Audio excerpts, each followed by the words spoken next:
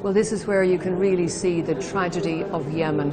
There's ward after ward here of severely malnourished children. Nowhere in the world are more people at risk of starvation. I was here in Sanaa 2 years ago, and it's really shocking to come back and see how much worse things are now. Motib is 2.5 years old, a victim of Yemen's growing hunger. In the bed across the way, doctors show us another 2-year-old called Bassem. It's hard to look. His grandmother, Nadia, shares his torment. She's malnourished herself.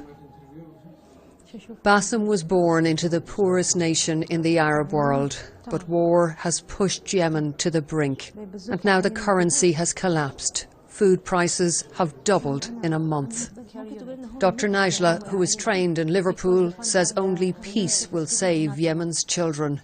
The final solution for our problem is to stop the war. After that, everything will be okay. Do you have any hope of that? Myself, no. We have no ventilators for them.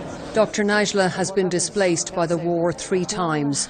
She keeps coming to work, though salaries haven't been paid in years.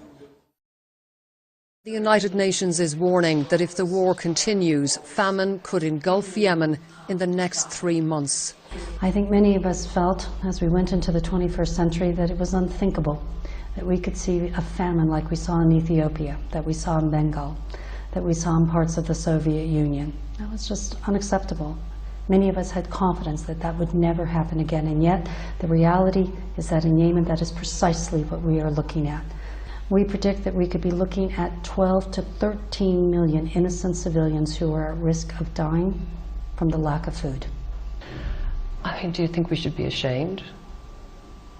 Yes, there's no question. We should be ashamed, and we should, every day that we wake up, renew our commitment to do everything possible to help the people that are suffering and in the conflict. And those who escape starvation may not escape airstrikes by the Saudi-led coalition. Fuad lived through one 2 weeks ago, only just. He has lost one leg and may lose both arms.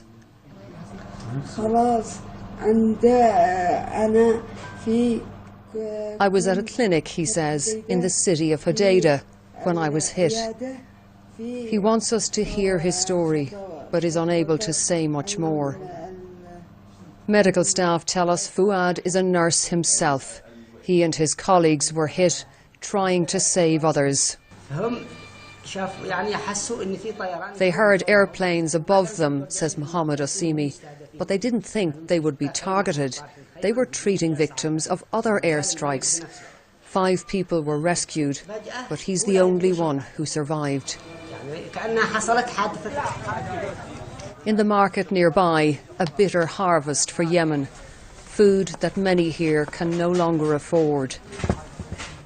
They are trapped between the Houthi forces who control the capital and the Saudi-led coalition, which bombs it, caught in a civil war which has become a regional power struggle.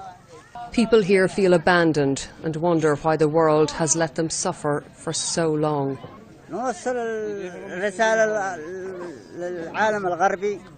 Our message to the international community and the European countries is to look at our situation, this man says. It's getting worse and worse. What have we done wrong to deserve to be besieged? What crime have we committed?